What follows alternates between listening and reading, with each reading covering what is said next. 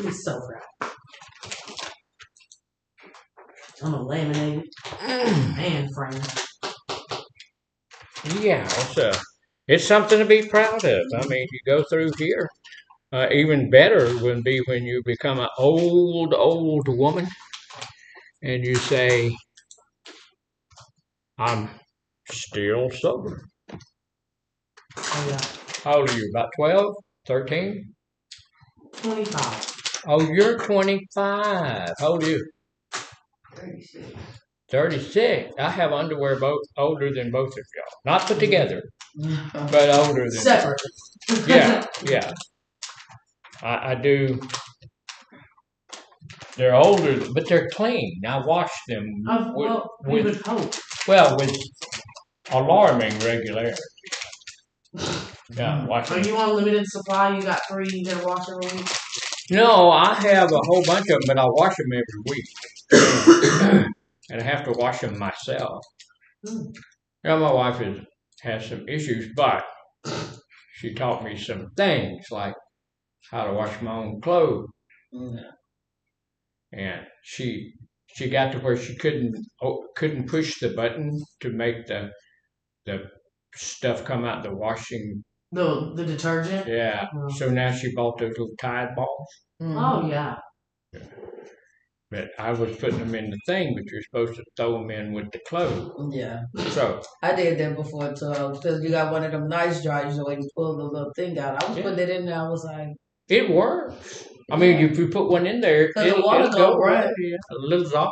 But I did start thinking I wanted to pour enough water enough to make it dissolve all the way. I think it does, but you know, he was.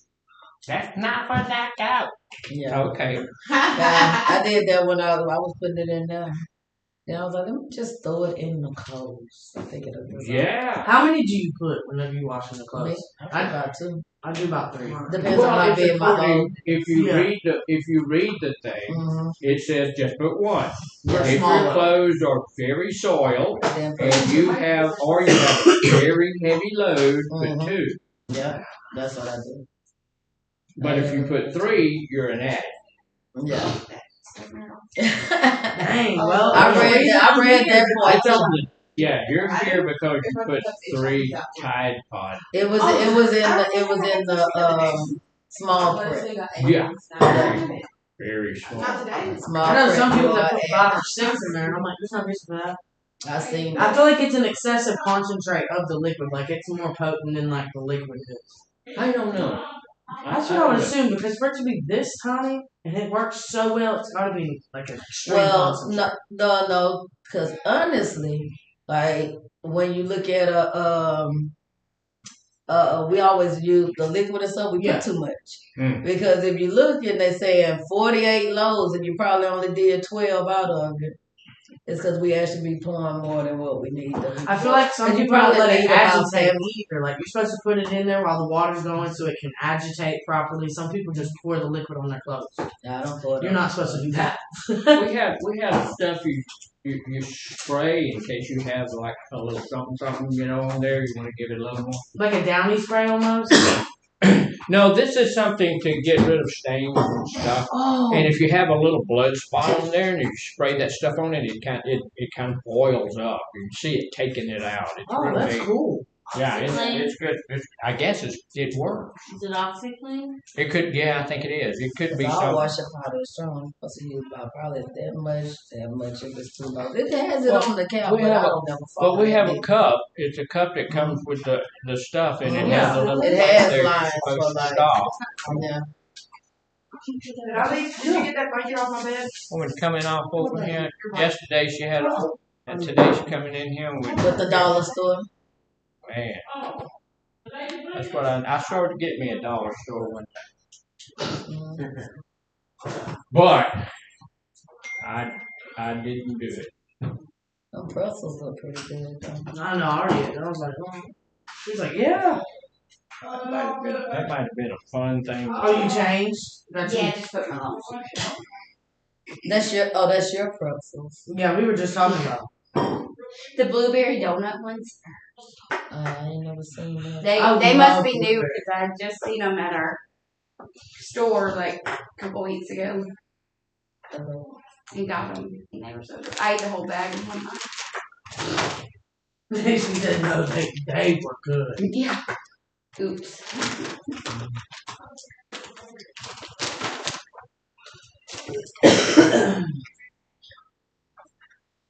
ER. Yeah, that's supposed to be the HIV/AIDS patient. Oh, we are talking about HIV. I was gonna say put to why you in ER if you have. I was like, what is that? Is the green stuff saying he's pink? Mr. Garner? No, not yet. What's the effects of the green stuff supposed to be? Is that like an infection or is it a smell? This is the same thing that I drew over there. And this is just a very sick person. You notice they're in the ER, and the green thing on the side means that they're shaking. Oh, okay. Okay. I thought it was a smell. I did too. No. I thought it meant they were shaking. Well, they might smell. I don't know. All right, so it's 9 o'clock, so we're going to get started. What's the best thing about today? That we got up. It's Friday. Oh, Friday. Yes, it's Friday. It's Friday. And I don't work on the weekend, so that's also a good thing. Is there a sign-up sheet yet or no? Oh, okay. We should be having a sign-in sheet going around. And pass it back. Everybody should be getting a sign-in sheet. Also, we have, everyone should get one of these. Actually, there's 3 of them in a packet. This is our pre-test and post-test. So, it's not a test, it's an assessment. So, what you can do while we're getting ready to get started here is go ahead and take that little assessment. Just kind of slip through it, take a look. Don't spend a whole lot of time on it, but answer the questions on there and see what you understand about HIV, and then we'll talk about it a little bit. And I had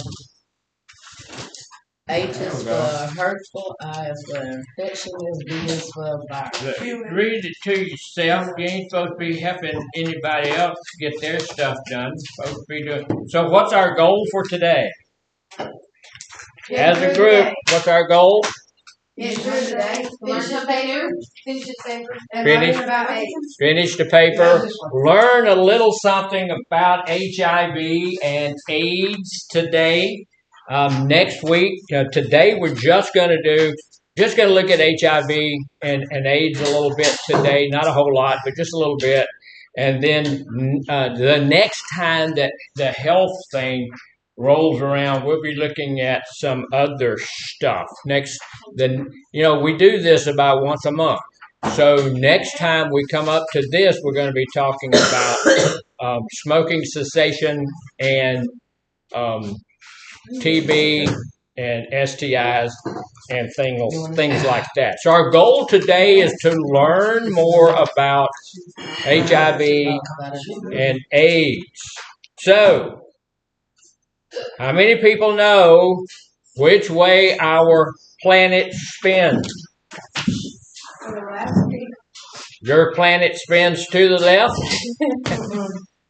So does the Earth spin clockwise or counterclockwise? Clockwise. Does it spin? The Earth spins counterclockwise. Yeah. Counterclockwise. Like east and the west. Yeah. So it's a whole lot more than 300 miles an hour. So here's the question for today: what is the only planet in our solar system that actually spins clockwise? Remember, it's not Earth, because Earth spins counterclockwise. So does most other planets. All of them spin counterclockwise. except for one. There's one. See, and she look the very thing we said don't do. What did she do?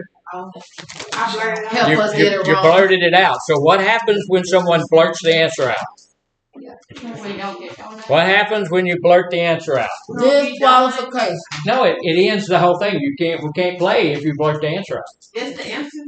Well, I don't know. That's not the answer. It doesn't matter if it's the answer or not because people feel like you knew, and so you blurt out the answer. But now they feel like that's the answer. So why would anybody blurt the answer out? That's like telling somebody the punchline to a joke when you're telling the joke. Somebody walks up and tells somebody the punchline. It just messes everything up. So,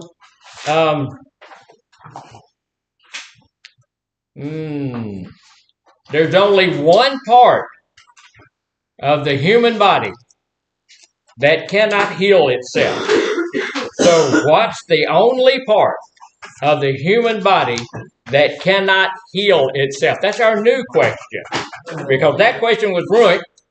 I hope you feel really bad, too. Because we're just trying to, what do you think? What do you think? No. Yes, ma'am? Is it the liver? I quit. We're not doing any more. So it's not the liver, but here's the second person. Look, let me just say this. When we do this, when we start back next week doing the questions, don't blurt it out. Don't do that. Wait until we always ask the question when? At the end. At the end. So, so we're not going to have a question today because it's been blurted out twice. So, we're just not going to do that today. I'm sorry. But we're not going to do it today. So, we do have the little test out there, and it's not really, I don't want to call it a test. It's a little assessment. So we want you to go over the assessment and see what you know about HIV or AIDS. And I'm just going to go through it. We're not going to answer any of it. Look, if you feel like you have to blurt it out, go to the bathroom. We're not doing. We're just going to talk about them. We're not going to answer them. So, and you really look. You can put your names on it if you want to, but this assessment is for you, right? What's our goal for today? Our goal is to learn something else about HIV and AIDS. It's not to see how much each of us know about it, right? So we're not taking this up to grade you or anything. I need a tissue. Well, yes, of course. You've been here for a whole 5 minutes, 7, maybe almost 8. And all the sun came out. Yeah. So, it says, look, true or false, AIDS is a virus that can cause the immune system to fail if left untreated. True. All right, so we quit. Oh, that was it was a question on here. I thought you were asking. We just said, don't blurt it out. Please don't blurt it out. Don't do that. Don't blurt it out. Please don't do it. Don't do that. I thought he was talking about the paper. I was answering questions. I wasn't listening. I'm sorry. See, and this is the truth, and that's a really good thing, and that's the whole point, I wasn't listening. She was truthful about it. So anyway, I guess everybody don't blurt it out. We're not trying to find out how brilliant you are. We already know that you're all brilliant. But HIV is the virus that can lead to AIDS. You can become undetectable while living with AIDS, even if your CD4 count is not above 200. You can have HIV without ever getting AIDS. Symptoms for HIV and AIDS are different for each person. A viral load that is not suppressed and undetectable viral load are the same. AIDS is a collection of conditions and symptoms and all of those things. Modes of HIV transmission are the ways that a person, on the second page, the ways that a person can contact HIV. There is, number 2 says, there is a 0 risk of transmission through oral sex. HIV can be spread through saliva, sweat, tears, coughing, sneezing. Kissing always poses a 0 risk for being exposed to HIV. There are blank actions of transmission and with the flu. With the and fluid. So that's the modes. And then on the last one, You have to read quite a bit of stuff there to get the answer. It's still down on the bottom. It's a true or false thing. People in acute stage may not feel sick, but the level of HIV in the blood is very high. This increases risk of HIV transmission. The chronic stage, sometimes called asymptomatic HIV infection, can last for decades. Most don't advance to HIV, even if a person is not taking the HIV medication.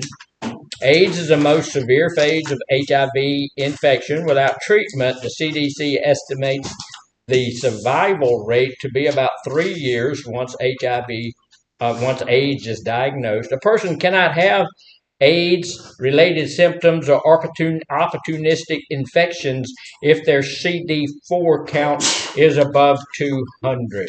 So, whichever one of those, whatever you think about those, write them all down. We're going to go over this, and we're going to talk a little bit about it.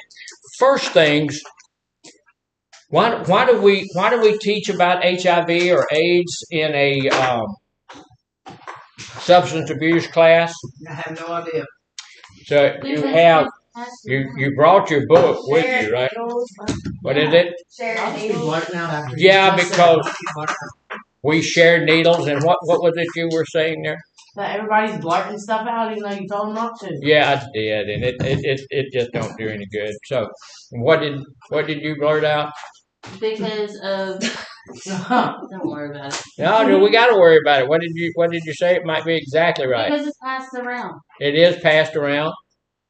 Harvey Sticks. We have Harvey Sticks when you on drugs. Yeah, you have. That's a really good answer. We have high risk sex. Remember yesterday we said when we use drugs or alcohol, our intelligence level is not what it ought to be. And when we use drugs or alcohol, we'll do whatever we want, and we'll do whoever. Right? We're not really all of that careful about what we're doing. And so we wind up getting, that's why we teach it, and it's taught in every facility at some way. We're always going to teach it because of that. So we're going to take a look at it. The objectives of the course today, we're going to clear up a few of the misconceptions about how HIV is transmitted. We're going to provide a brief overview of HIV and AIDS facts. Just take a quick look at some of the facts. Yes, ma'am? Is there a pamphlet we're supposed to read before we answer these questions, or something we're supposed to know off the top of our head? I don't know. I'm seriously asking. No, well, I know you're seriously asking. You just asked. Is there a pamphlet? No, ma'am. This is a pre-assessment to see what you knew before the class. Did you fill it out? What I could. Okay, well that's all. Then we'll take a look at it after the class as a post-assessment to see if you learned anything from the class. That's what it's about. It's kind of gauging the effectiveness of the class. So that's a good question, though. All right, it's going to help clients to understand basic concepts, how HIV infection affects the body. So, questions, comments, or snide remarks about that? Any? No? All right, so here's the deal. At the end of the unit, we ought to be able to give some baseline information about all of this stuff. So, we're moving on. So, what is HIV? A virus. HIV is a virus. What does HIV stand for? Autoimmune.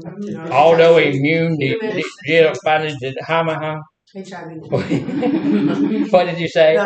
Nothing. No, you did. You said autoimmune something or other. You want us to blurt it out now? No. Okay. Well, no. But you raise your hand and say it. Yes, ma'am. Can you tell us what it is? Say it again. Can you tell us what it is? Yes, I can. Yeah, I have been thoroughly trained in what it is, and I can tell you what it is. It is human. The H stands for human. The I stands for immunodeficiency. That means my immune system is affected. And I stands V stands for virus. So it is a human immuno, I can't say the word very well, immunodeficiency virus. So it is a virus, and you catch it like you catch most other viruses. Yes, ma'am? Can you spell that? Can I spell that? Yes. WHAT. What? THA. Oh, you want the other word. Oh. Immuno. It's IMMUNODEFICIENCY. Yeah. So as human, here's the deal. One can only acquire HIV from humans. You're not going to get it from any other animal. It's person-to-person contact. So we've been talking a whole lot about the fact that we need love and belonging, right? So is that going to put us at risk for catching HIV? It can, because sometimes we get desperate just to have a relationship or something. Right. So, and look, HIV is not like when you catch it, you don't get a big old HIV tattooed on your forehead. So people are not going to know it. Yes, ma'am? I have a question. Okay. Can you get, you can get HIV without having AIDS, but can you have AIDS without having HIV, or AIDS just come along with it? That's a good question. It is. We ain't going to answer it, but it's a good question. No, that's a really good question. We are going to answer that, but no, AIDS is the disease that is the end product of HIV. If you have, once you catch HIV and it progresses, as it progresses, the end product of HIV is AIDS, is AIDS. So, and I don't see how you could you could develop AIDS without having HIV first. That's how it works. So immunodeficiency means, look, first human. It progresses person to person, blood to blood, sexual contact. How do you get blood in sexual contact?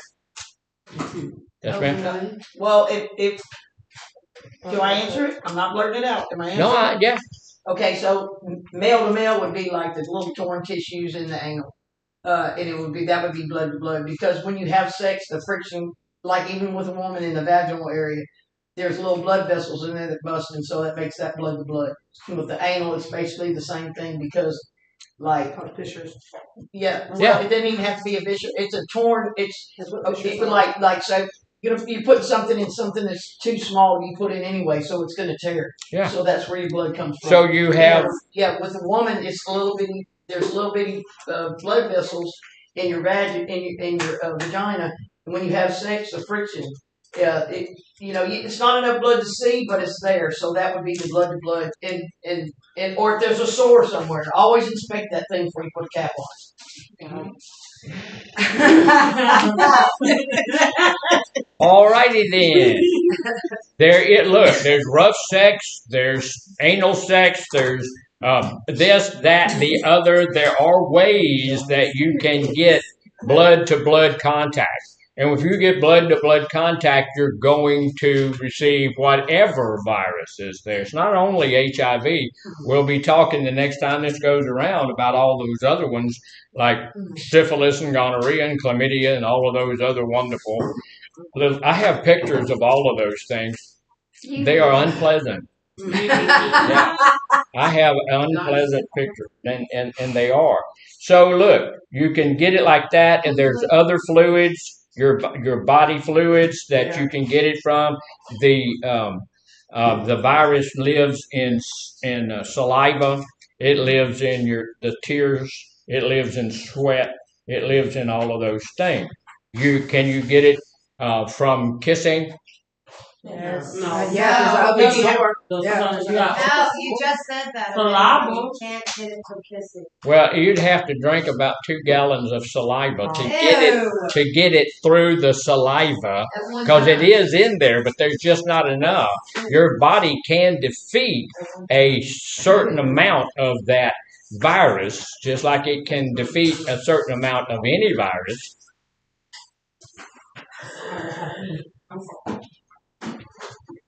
But bye y'all. But if you have an overload of that virus, you can't. If you had something. Bloodborne pathogens. Yeah, if you are kissing somebody, and some people get a really, a little over enthusiastic, and you might cut yourself or cut them, and all of that while you're kissing. That happens, and so you can get it that way. It's always about blood. Immunodeficiency. What does immunodeficiency mean? Your body's like is lacking. Your body has immune system. Your immune system is not working well.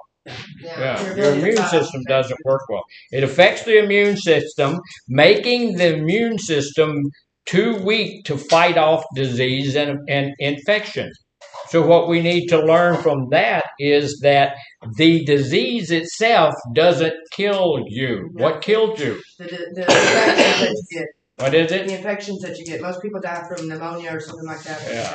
It's called opportunistic diseases. Yeah. So an opportunistic diseases would be, like you said, colds, flus, pneumonia, or they have a cancer called sarcomas, cancer that it causes, and so you're going to die from one of those things. A lot of people die from the wasting disease. You know what that is? Your body wastes away. Your body just wastes away. I have seen some people like that, and they're about that big around. Their arms, and it just looks like they're starving. It's horrible. So, and virus, it tells us that it's survival. If it's a virus, its survival depends on cells in the host. That HIV virus is going to get into your body. It's going to get into into your cells and become a host. And I don't know if it's going to tell us in here about how to tell if you have it or not. But we'll talk about it a little bit in a few moments. So that's what HIV is. So what is AIDS? AIDS is the last stage of HIV. The last stage of HIV.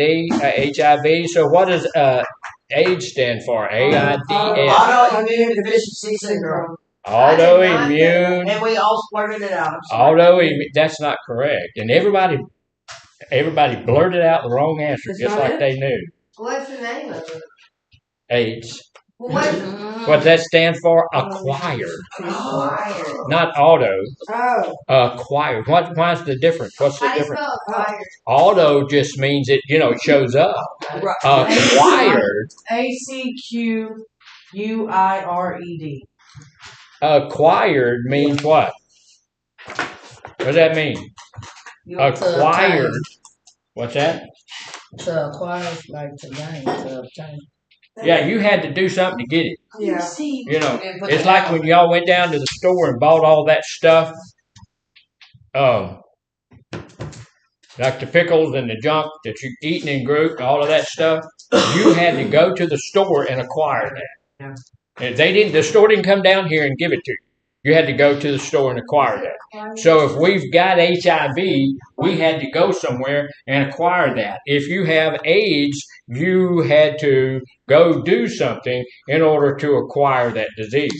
So acquired means you must get it from someone. This is a shared disease. We want to be sharing people, right? Sharing. Right. We want to share. Look, we're supposed to think about God first, others second, and then ourselves third. But let me tell you something. There's some stuff people got you don't want them to share with you. And HIV is one of them. So acquired, immune. This is a collection of cells and substances that act like your soldiers against germs. So your soldiers against germs are called what? White blood cells or the red blood cells? White blood cells. That's what I see. White blood cells. White blood cell? Yeah. No, it's your immune system. Yeah. It's just your immune system. Your immune system is made up of a few different things, like CD4 cells, T cells, stuff like that. The white cells, what do they become? If you get an infection, you're going to get more white cells. They are infection fighters, right? So they're going to go and fight. They are part of the CD4 cell system. You had something? It's our defense. Yes, It's our defense. that's our defense against everything. And they're going to look. The cells are going to fight. And anytime if you hurt yourself, if you poke a little hole in your finger or something and it becomes infected and all of that stuff, and those cells go there and they fight that infection. And when the infection's over with and you're cured, what happens to those cells? They lower. They lower down. They go home. They go home. They go home. They go to store and acquire something else. They go somewhere else to fight. Some of them, once they're finished with the fight, they die off, just like any other soldier. They die. Oh. But a few of them stay there. They never leave the place where you have had an infection. They are the sentinel cells. What does sentinel mean? Guard. They're the guard cell. Now they go to sleep and they're just over there. If that same infection happens again in that same area, they're already there. Boom. So the next time you have an injury in that same situation, boom, they're already there. So the sentinel cells are there for a reason. So that's all good stuff to know, right? So that's our thing. So it says deficiency. What does that mean? Low count. Yeah, deficiency, it weakens your immune system, causing opportunistic infections, opportunistic diseases. So you're not as strong as you used to be. Your immune system is not going to work as well as it once did, right?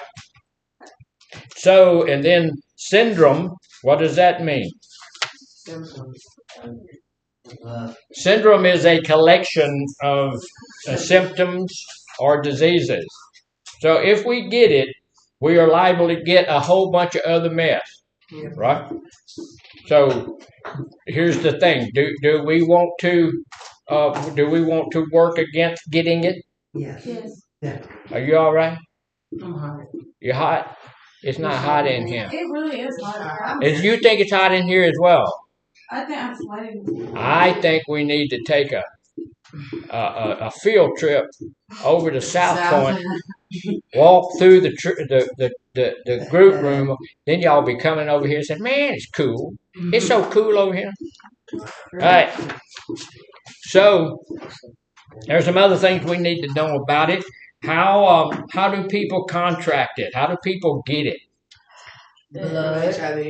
We just talked a little bit about it, yeah. Blood-to-blood contact, we know that it's that. Not only blood-to-blood contact, but there's some things. Not using a condom.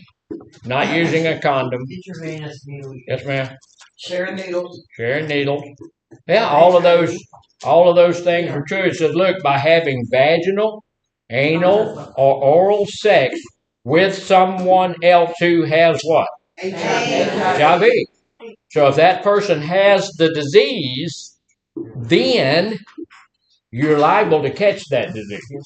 Do you think it's a moral imperative that if you have it, you ought to tell it? Yes. Yeah, you should, you know.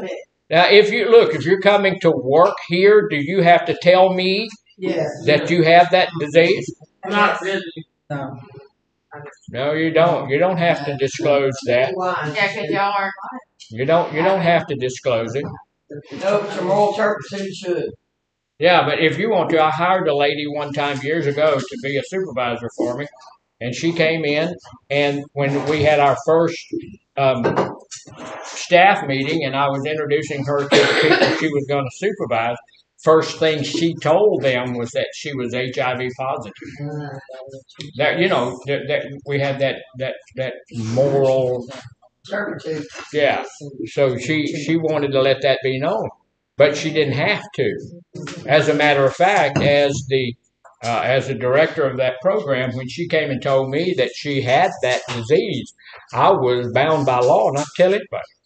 Yeah. Confidentiality. No, you don't be caught just then. Why? Can you explain that to me? I'm a little confused. Why? And hair is not. Because we want to see. See, if we don't tell anybody about it, and suddenly they come up with the disease, we know they're having sex at work. That's not why we don't. No. Because look, the disease is not one that is easily caught. You can only catch it by blood-to-blood contact and stuff like that. Though you can't catch it by shaking somebody's hand. You can't catch it by hugging somebody's neck. You can't catch it by patting somebody on the back. You can't catch it by sharing an office with somebody. No. You can't catch it by sitting on the toilet seat where they just sat. No. You can't. Can you catch an STI or an STD? Can you catch something like that from a toilet seat? No. Well, yes, you can. Yes, you can. But how do you keep from catching it in the toilet? That's why. Stop having sex in the toilet, because that's the only way you're going to have it in. You can look. No, you can't do it. But here's the deal: the HIV virus lasts only a few seconds to minutes outside the body. When this is why anytime you see blood on the floor or blood on the wall or on the ceiling or on the toilet seat or anything, we always assume that has the HIV virus in it. So what do? Like somebody said, we need to disinfect that. So that person is usually, you got something intelligent to say? Go ahead. I do. I think. I was going to say the reason they don't tell on jobs and stuff is due to like discrimination and stuff. It is discrimination. When somebody knows something, just like how when everybody found out somebody got COVID, how somebody freaked out. So I guess I treat somebody. It is discriminatory, and we would treat that person differently. Some people would treat that person differently if they knew that. And the danger of catching that disease is at such a low level that it's not something that we need to be alarmed about. If they had it's just like if somebody had cancer. You're not going to catch that. So it's not I can't think of the word, but I don't have to tell about that. Yes, I have a question. So like there was one of my coworkers fell obviously in a plant and then right. Okay, so his blood, because he died, obviously. Okay, so bloodborne pathogens. We're talking about disinfectant. Okay, so bleach is not like this. You can disinfect it, but you have to kill it. And I know it's not supposed to be able to live and stuff, but there'll be a certain amount of blood that it's like bleach is basically, or Clorox, however you want to put it, is the only thing that would kill. Like it has to. Like when they have something like that, when there's a lot of people, it's roped off like it's a crime scene. You know what I mean? And not everybody can get up there. And then you've got to be like with a mask and with the gloves, because if you were to flick some water of it up and just you can't just disinfect it. You have to kill it. Yeah, and she was saying that once we always.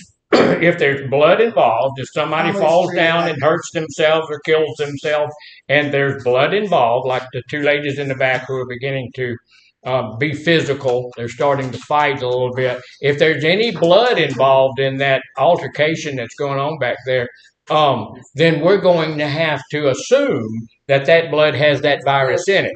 Now, we need to learn, because you don't just go pour bleach on it, do you? It has to be cut by a certain amount or it doesn't work. Just pure bleach won't do it. You have to cut it by a certain amount. It has to have a certain amount of water in it, and it will kill the virus. But we always need to make sure that we believe that is that it has the virus in it, or we think it might. It might be a stupid question, but when mosquitoes bite people. Yeah. And you go. Yeah. You're gonna get HIV then. You just might as well. Down here in South Texas, you're gonna be dead. See, we're skipping ahead a little bit because there's some of that other stuff is down here, but you cannot get HIV from a mosquito bite. The reasoning behind that, there's two things, and we're studying the mosquitoes. There's two things that happens with a mosquito. When they go, they don't break your skin. They got a little thing, like a little tongue thing, and that thing is not powerful enough to break anybody's skin. It gets where your hair pores are, and it goes down by one of your hairs and gets into that pore, and it will get the blood out of that pore there. Now, the reason it hurts so bad is that when they put that little thing in your pore there, it releases an enzyme there to make the blood come up out of the thing where the hair is going into your skin. So that comes up, that enzyme, you're allergic to it, and that enzyme makes it itch and feel bad and all of that kind of stuff. So they gather your blood, it goes all the way up into their body, and they have that little thing has a check valve on the end of it. So when it gets it all up there, boom, it checks it all off so it cannot go back out. The blood that is left in there, that enzyme that has made it scratch and itch and all of that kind of stuff kills that virus dead. Killed it dead. So they are looking at that. So that might be a cure. Right. So we're looking at that. Well, I'm not looking at it because I don't get that close to mosquitoes. And it's actually pretty smart now. Yeah, so here's the deal. Having all that kind of sex, we need to be careful about. Somebody said sharing needles, sharing syringes with someone who has HIV. Look, when we're at that place where we're shooting up and stuff like that, are we careful? No. How much of the virus, how much blood in the needle needs to be in there to transmit HIV from one person to the next person? Just a speck, minuscule. Should you, if you're skin popping, everybody know what skin popping is? Yeah. That's when you're putting it just right under your skin. If you're doing it intravenous, that means you're putting it in your vein. And should how do you clean the needle and stuff between uses? You're not supposed to reuse them at all. You're not supposed to be. We know that. We ain't supposed to be using drugs at all. Bleach. But if you are, clean it with bleach. Well, I don't want to be getting any bleach into my body either. Water through it, actually. Does that work? It's a whole lot better than nothing at all, but I will tell you this, that even if you do all of that, there can be a tiny little microscopic bit of that left in there, and it can still get in your body, and you still can get it. Yes, ma'am. So like a while ago when you said, okay, like when it hits air, you said it's like a microsecond. Yeah, well, it doesn't last very long, but if it's still in viable blood, but it can last longer. But if you take the syringe completely apart, wouldn't that be? I mean, you're still gonna rinse it out. But I'm just saying, wouldn't that be? Yeah, I mean, don't share. Obviously, it would be better if you tore your syringe completely apart and then cleaned every little part of it. But there still may be a microscopic little bit. You just might not. It's not worth the risk. Right. So we need to know that if we do y'all know that when we do your assessment, what's one of the things we ask you? Do you use intravenously? And do you share? Yeah. Have you had sex recently with someone who does share these? We ask all of that, because we want to know. We want to know. You may need to get tested. Not because we ain't scared of you. Because if you got, I have worked, 39 people right around me with HIV, and I'm not scared. But you need to know, because if you have that disease, it's just like if you have cancer, if you have herpes, if you have shingles, you need to know what to do. I had shingles not too long ago, and when I got something that don't look right, feel like, smell right, I go to my doctor and say, hey, look, this don't look right, smell right, something ain't right with that. And she looked at it immediately and said, that there's shingles, boy. And she said, the fact that you came in quickly, we got it, and it's no big deal. Take this pill. I said, okay. So I had to take pills for 7 days, and After 10 days, it was gone, but I needed to know what to do. So if you got that, you need to know what to do. Yes, ma'am. What is shingles? What are shingles? You get after having chicken pox. Yeah, it's a virus you get if you had shingles. Is it if you had it as a child or if you didn't have it? Anyway, it's more prevalent in people after 65, and I'm older than 65. I know you can't tell, but I'm older than 65. So I'm right there with you, brother. got it. I'm 70. I'm 71.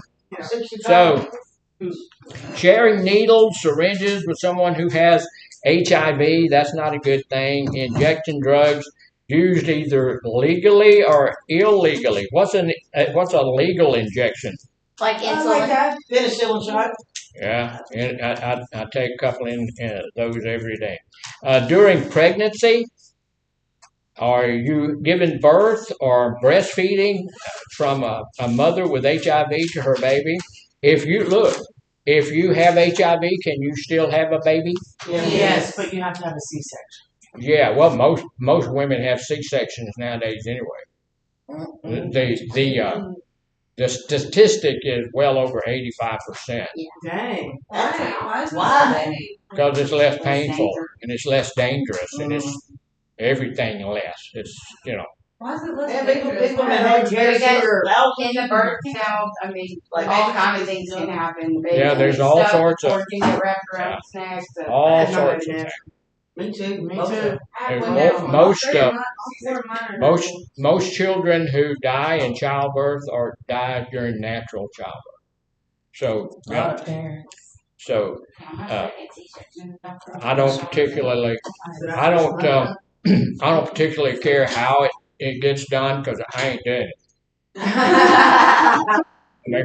I'm sorry, maybe mine up on that years ago.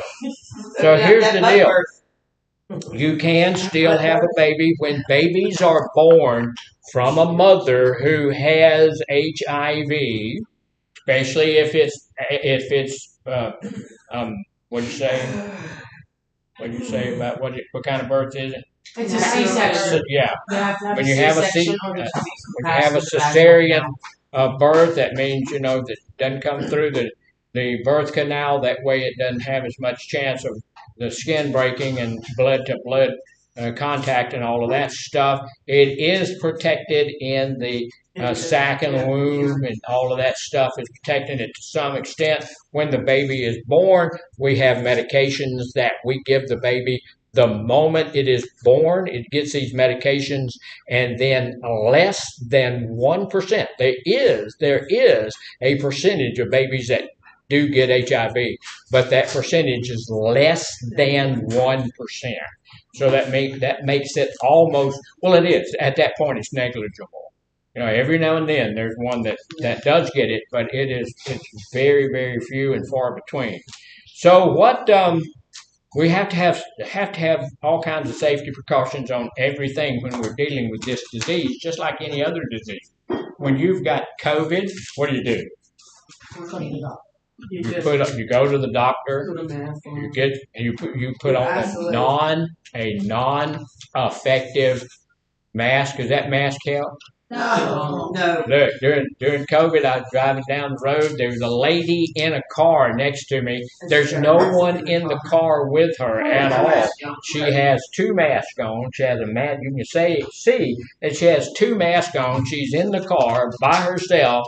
I'm going, okay, the masks don't help at all. The virus that causes COVID is tiny, it's minuscule. Even the N95 masks, they don't keep the virus out. So those little paper masks that we put on are useless. Yeah. They just yes, ma'am. May I excuse myself momentarily? I wish you would. I mean, we've all had enough. I worked in the hospital and stuff, and they don't give me people were about put the gloves on, but when they talking to you, they'll pull the mask down and be like, "Hey, can you put your gloves on?" and then pull their mask back up.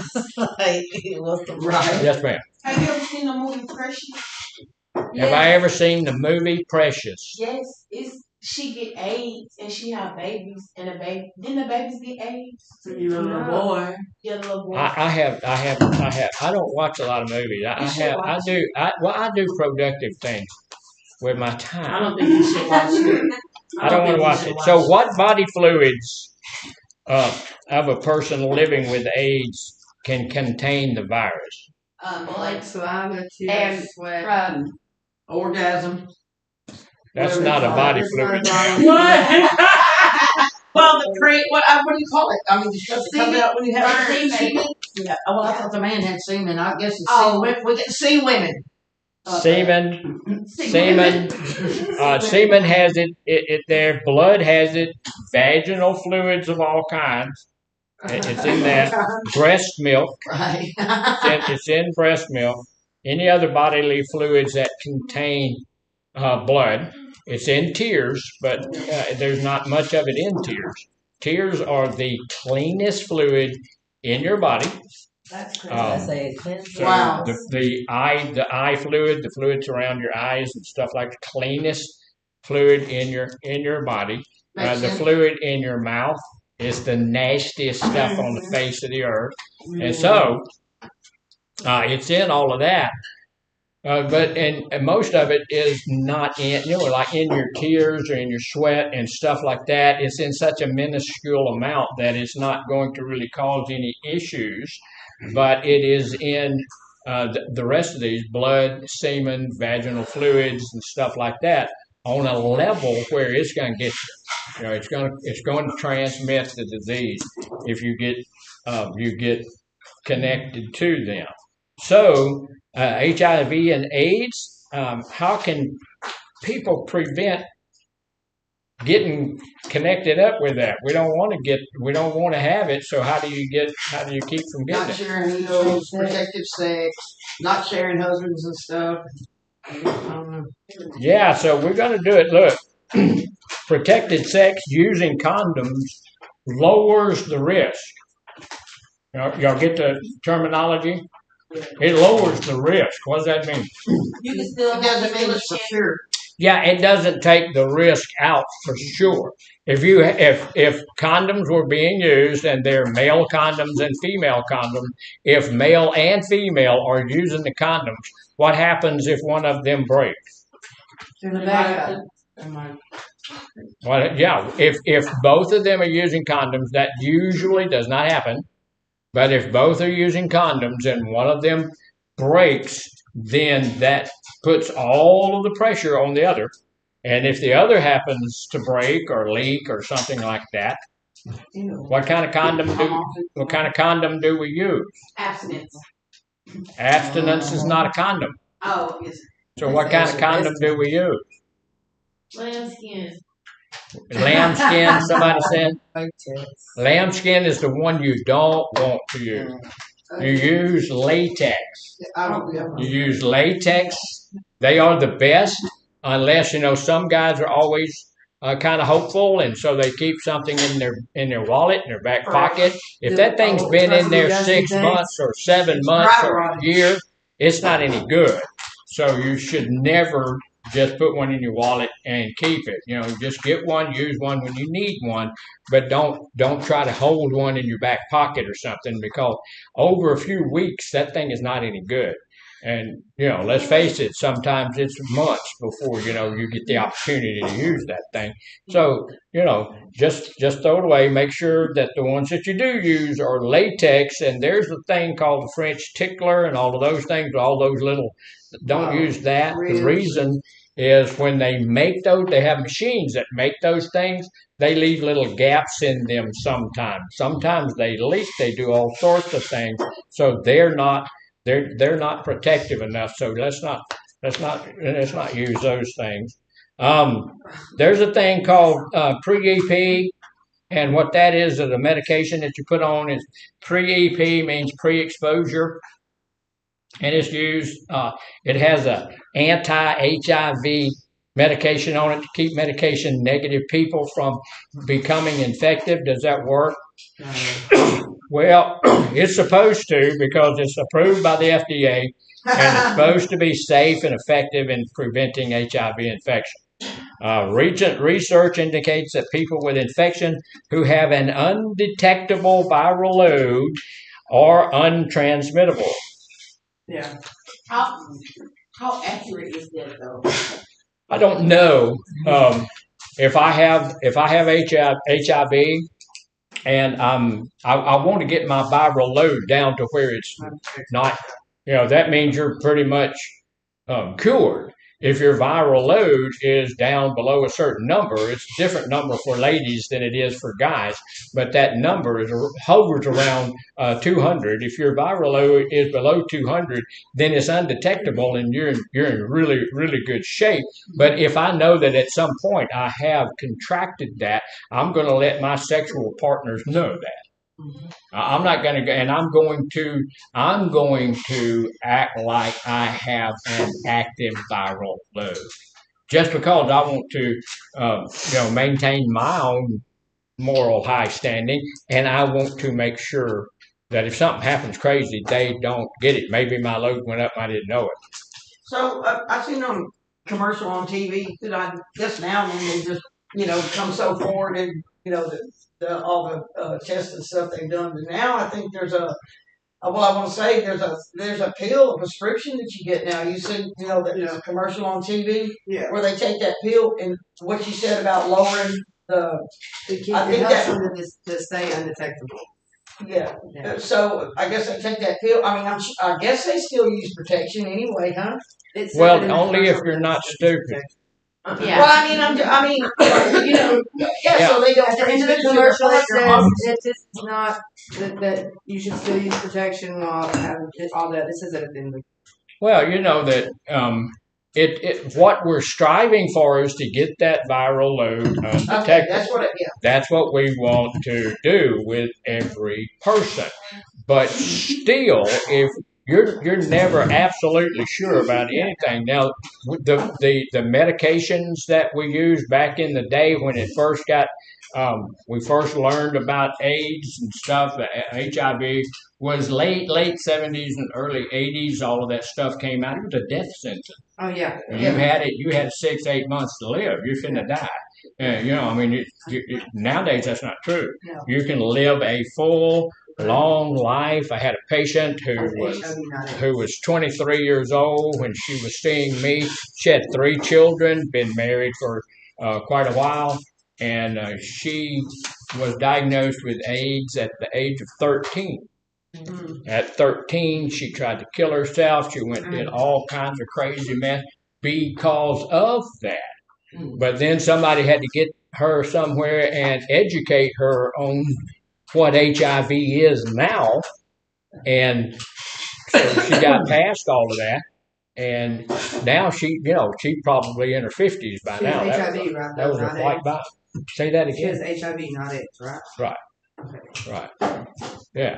So, today you can get HIV if you take the right medications, and we're still working. There's new medications coming out all the time. You can live a full, long life. You can live 50, 60, 70 years with HIV. I know tons of people who have HIV, and it's not, look, the only way it's really affecting their lives is by the fact they have to take all that medication. I take a whole handful of pills at nighttime, and then in the morning I take pills again, and I take 2 shots a day to keep my diabetes to a place where it's not going to kill me. So it's about the same situation. Wow, they take a lot of medication. Yeah, it's a lot of medication, but there's everybody in this room is on some kind of medication. No, they ain't. Not on anything? I'm not on anything. That's why y'all both sitting on that side of the room. Talk to me Monday. I just wait to see the dollar. Okay, the acquired immune deficiency syndrome. I had a friend, and obviously it stands for AIDS, but can that also, like, if you have acquired immune deficiency syndrome, that doesn't necessarily mean it's the AIDS from the HIV. Yes, it does. Yes, that's where that comes from. Okay. AIDS is the end product of HIV. That's the question that she asked at the beginning of the... Oh, I wasn't here. I came in a little bit late. Yeah. You might not have been here. So it says, look, if people have sex,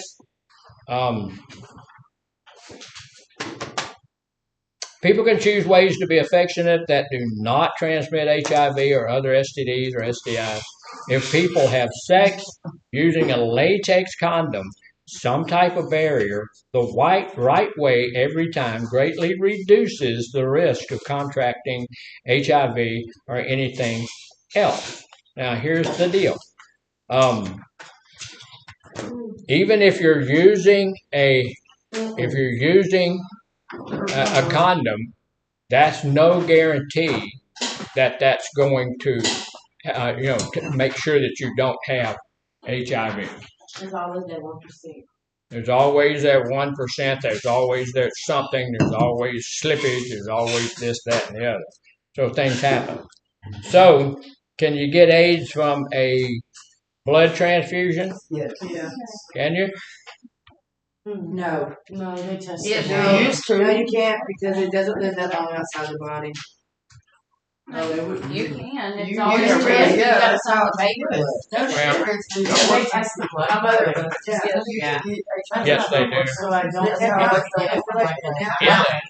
In the United States, you are not going to get AIDS from a blood transfusion. The blood is pasteurized. That means just like your milk, it is heated to a certain level that's going to kill any virus that might be in the blood. You run down to Mexico and you can get the blood transfusion 10 times cheaper. But it ain't pasteurized and it could have all kind of weird stuff in it. So don't do that. There are other countries in the world that don't do anything to the blood. They just suck it out of one person, put it in the other person, and that's not a good thing. Okay, so you can get it from if that person has AIDS, HIV, and they're just pulling it out of that person and putting it in the purple-headed lady, she's going to get that. Right? Yeah. But if the blood has been treated, and if it's in a good, clean facility, you're not going to get blood from that. Y'all remember Arthur Ashe? No, I remember the name's familiar. Arthur Ashe was a young black man who happened to be a really great tennis player. He was a tennis champion, and he had something happen, and he had to have a blood transfusion, and in that blood transfusion, he caught HIV, and it was early when they had it, back in the 80s. He died from it in just a short period of time. This is one of the reasons they went to testing and working on the blood more extensively, because they didn't want everybody to be like Arthur and pass away. So, going forward, the bottom line is, let's do this really quickly because we're just about at break time. People cannot get HIV. People cannot get HIV through the following thing: everyday social activity or through casual contact. What's casual contact? Shaking a hand. Shaking a hand. Look, most guys and a whole lot of ladies, when you first meet, I'm going to guarantee you, some guys are Real big on it. Yeah, some guys are, and I would only say this because I'm not over at South today. I'm here at North. But some guys are nutcases. When they get a hold of your hand to shake it, they try to break the bones. That's not smart. That's not nice. That's not necessary. Don't do that. Somebody does that to me, I'm going to make them turn loose. And, that's an aggressive attack. So don't do that. It is. Have you ever had somebody do that? Yeah. Yes. I've had somebody grab my hand and they. That don't make you a man. It makes you a little bit ignorant. That hurts. That hurts. Don't do that. You can break the skin and you can break a bone and you can do stuff like that. And if you do those kinds of things, it could transmit, the AIDS virus. So don't do that kind of stuff. It's just a good, firm handshake that shows that you are confident. That's all you need to do. Not that you're crazy. So you can't get it by just everyday contact. You can also not get it by handshakes, coughs, or sneezes. Now here's the deal. Most people nowadays deal with their coughs and sneezes appropriately, right? Right. They're going to cover their they use their hand, and I see a lot of people using their elbow. I don't do that because you get all snot and all that stuff on. That's nasty. But at least they don't let it go out because a sneeze can go for like 200 yards out there. It can go all over the place. That's why do people, when somebody sneezes, they say, God bless you? Why do people do that? Because your heart stops. Your heart stops. What's the other idea? Because you have a demon in you, right? Right. Your heart don't stop. That's not true. And a lot of people, said if you sneeze, then your spirit goes out of your body, and it comes back, and it won't come back unless somebody says, God bless you. That ain't true either. That's not true. Myself, I don't say that because I don't really want to bless somebody who's blowing snot and germs and all that stuff all over there. Yeah, what? What, somebody blows snot, germ, bad breath, all of that junk all over the room, and you go say, oh, well, bless you for that. Sneeze on me some more. I didn't get any snot right here on the side of my head. Just go ahead and do it again. No, I don't. I'm not up for that. So I'm sorry. So one more thing, and then we're going to go. You can't get it from sweats or tears. It's in there, but you can't get it. You can't get it from food. Now look, if you got a cold, you have COVID, you have HIV, and you're eating a sandwich, it's all yours. I'm not eating it. I'm not gonna eat your sandwich. I don't care. I'm not eating your sandwich, right? I'm not afraid I'm gonna catch your disease, but there's just reasons I ain't eating your sandwich. Right? So I'm not gonna do that. It's best not to. You're not gonna get it because there is, even if they spit all over their sandwich, then there is HIV in the saliva. You're not going to get enough on there for you to catch the disease. So we're going to take a break because the whole back row is staring at the clock. So we'll get back. Look, it's a couple of minutes after. So we'll get back in here about 17 minutes after, and that'll be about right.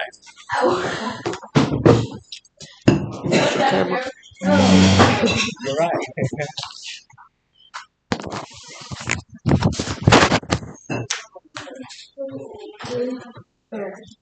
Y'all right? Still feeling bad? Maybe you got the HIV? No, you lying. I'm going to show you how to join your classes. Oh, that's good. I'm sleeping the whole weekend. Huh? It's kicking in 19. We ready for Monday, huh? I'm so bad. I want to go to the conference.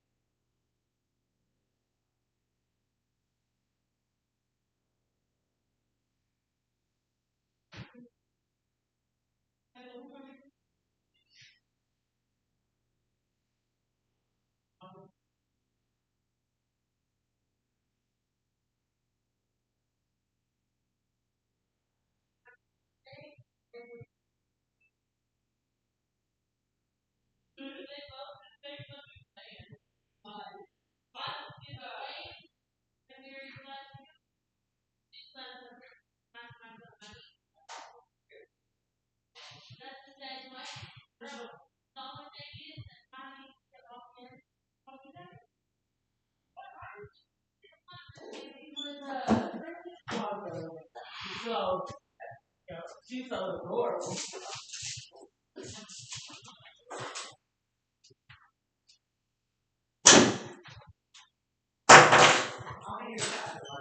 Oh, okay. She need your pepper ready?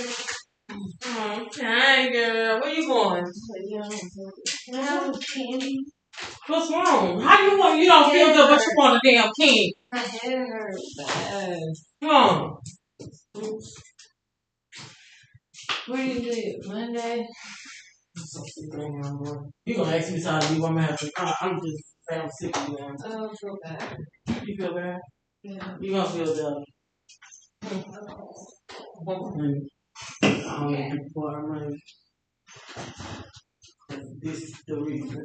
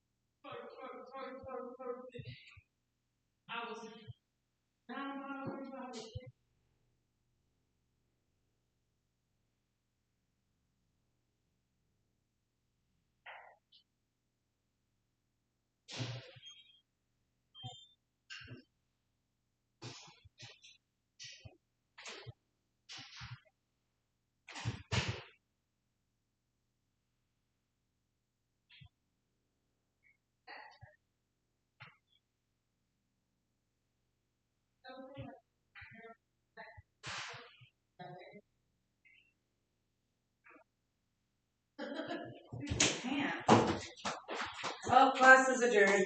Class is in. Everybody get here. I'm getting more. I'm going back to bed. Back to bed. Back to bed.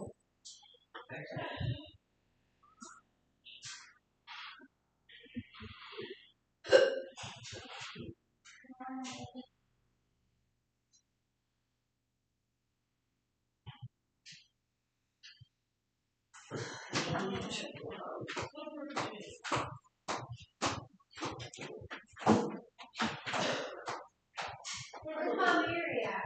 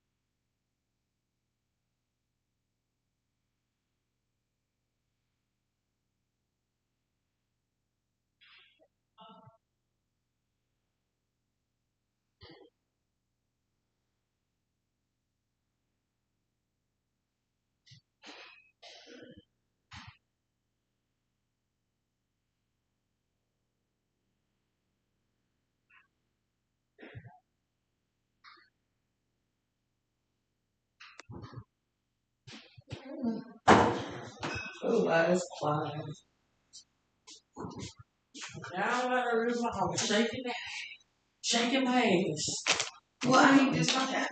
Down by the river, I'm shaking it. I'm gonna have everybody start thinking she better put on her Daisy Dukes. And I got some more. Everybody better wear that Daisy Dukes Sunday because we twerking. What is that? Oh no. With Why you eat it like this? Because I put my breast milk powder in it, so it makes peanut butter. Oh my God, girl, get out of here! That's how you eat it? Is it good? I'm not. It's really not good. I know it's really not. It's not. So why you eating it? Because it has breast milk powder in it, and it tastes the best without cookies with like this. What breast milk powder? I have. It came out of your body? No. Like powder. Who shoot powder out their body? No, my next question was, how did you do that? Yeah, no, it's you had a help moment. Girl, I was about to say, I'm on a whole nother level in here. I can say it. I'm really. Who shoot powder out their body? I don't know, put it in the microwave on a plate and let it, like they did dope. They just talk about tea powder. Oh yeah, oh my God. Yeah, it is baby powder. I smell fried chicken like church. Alcoholics No, she has powder. I mean powder. I said she has powder in there. I bet none of them are in class right now. No, she's making chicken salad. They probably are just so they can hear a woman's voice. Yeah, they're weird. I'm gonna tell them who said it. It was. Don't start. She said don't start. Tomorrow I'll be a little lighter. Oh my God. You better like, don't hit me no more. You were the one putting your hands on me. He's seeing you put your hands on me. Because you want to come on now. Oh Lord, you want to dress for success, you want to act a fool. I'm gonna dress for success, but act a fool. You acting a fool with me. I love it here. Honestly, we gotta separate. No, you better. Miss Chastity, she moved me to the front of the class the other day because of her. No, she decides to grab my shirt and lift it up. Because her boobies were hanging out. I swear they were. You're both there, Miss Chastity? She'll text me. Oh, that's a damn shame. Y'all are with each other all day. Oh, I'm in love. Me too. Beat each other We're up. gonna be friends outside. Okay. You gonna I'm gonna come to your house. Look at Kendra's face. She's like, I'm just tired. My hair kind of. on this Good Friday. You need some BC powder? I already took some. Oh, damn. I'm just sleeping. I'm freaking hungry. Yo. No, get that food. Nothing. You don't have to have the booby milk. She don't make the oatmeal right. I did. It's thick with that powder. She said, why is that ugly? She said, it's still ugly. This is like new. You know, Amir, you want to fight with me every morning. I love her. As soon as she see me, she starts swimming. I'm a more active like that bad. For real, I'm a Where she come? Your mama took her already to it. Yeah, my mama already took her. I was in the Miss Chastity whenever she left. I'm like, She not coming back. She not coming back. Nope. Who? She's gone. She's gone. Your mama came already? Yeah. I didn't even know that. Tell her bye. Oh, y'all didn't even want you. My other son. I did. He was just in the hallway. Just like he look bad, man. Just like him. Ain't Jordan in jail right now? Yeah, bitch, you know. I used to be another thing with that little young boy. I was a 24 boy. I got him when he first got out of jail. He was 18. So you should drink bottle of water. No, he got to I said, never thought I'd miss that. She got I think my best friend. That was when I said my best friend died. And so, you know. It's just something with her in the last feel. That's what he said. That's why he don't. He was getting on my ass one day because I was pregnant, popping them eggs out. No, he was talking to my homegirl. Who? Marie. I better see. This was recent. This was last year. But This which one, one? my He was like, like, I be start popping turn them back eggs yellow. around. Sorry, pop. Girl, he was like, I don't even smoke. Like, Girl, he my alive. sister died. She died from the purpose. You go on my Facebook and you gonna see just me and her. She was here. You should tell her I'm in her obituary. I'm in her obituary. Yeah, as her best friend. He got my name right there, and I got his name right there. Yeah. I never. He used to be a lawyer. He is a lawyer. He a lawyer to me. He my washer and dryer. Greg had not had you knocked between the washer Girl, and dryer. they used to say, yo, he was knocked between. This is what they used to say. That's why I was going like, yo, he was the washer and dryer. My leg was broke. I couldn't walk. I couldn't drive my car. You couldn't drive your car with a broke leg? Mm-mm. You just didn't want to go nowhere.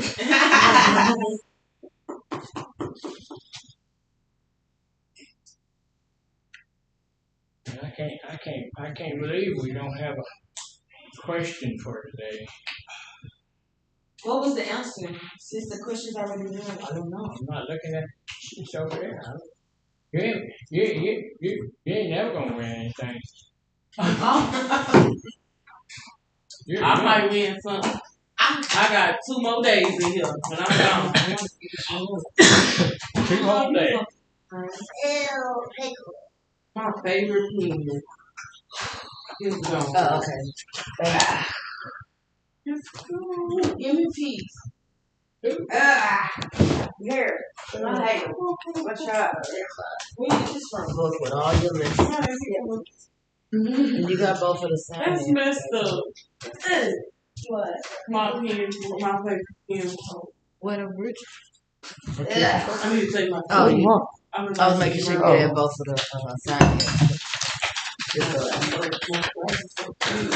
I don't like that too. That's why I wear contacts. I have my contact on mine now. All right. Time to get started back. Well, not with my contacts, but I'm sure if I had my contacts out, I could. All right, let's pull it back together, folks. Really? Back in group. I'm 6. I think 6. I have 6 on my computer. 7 somehow. We're gonna wait till y'all finish. I'm sorry. You got it done. You got it all taken. We got this crowd over here. All right. So here's the thing. There's some other ways you cannot get HIV. Handshakes won't get it unless you do it hard enough to break somebody's hand. Coughs or sneezes, sweat or thing. Can't get it from food. Can't get it from drinking fountains. Why can't you get it from a drinking fountain? You know, this person's got HIV and they drink from that fountain, one of those fountains that you shoot up. You've seen people, I remember back in school, we had those things. They put the lips and everything all over the little spout. You ever seen that? Yeah, and then you expected to drink some water right behind them.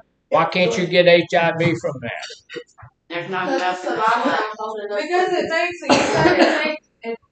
to get it, for you to get it from the saliva, it takes at least 2 gallons. Yeah, I take a couple of gallons to do that.